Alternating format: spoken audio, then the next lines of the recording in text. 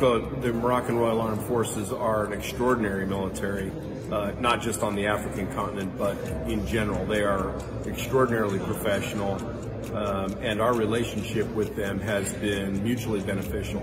We have learned as much from the Moroccans, I hope, as we have imparted any information to the Moroccan Royal Armed Forces.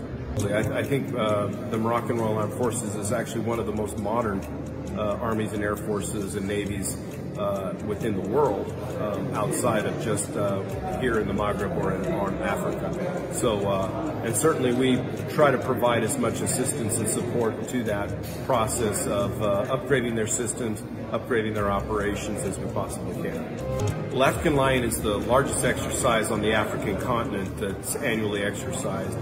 And certainly what that provides both Morocco as well as the United States is an opportunity to exercise here on the continent of Africa with many nations, and to develop relationships, to develop cooperation, and to learn operationally from each other. What also I think it provides is it allows the Moroccan Royal Armed Forces to exercise their leadership both in the Maghreb, on the continent of Africa, as well as within this region of the world.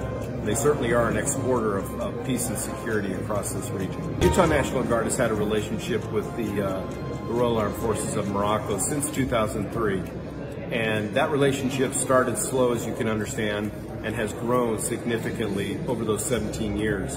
That eventually we have culminated with, prior to the pandemic, of approximately 35 different engagements per year. That has run the gamut from our air forces to our special operations forces, our field artillery, our engineers, and even our domestic emergency operations capability have been exercised between the two nations.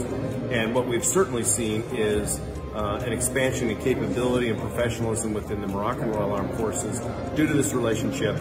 But I also like to think that we have learned an enormous amount from the Moroccans, especially as it relates to emergency operations, and it has been a very, very mutually beneficial relationship.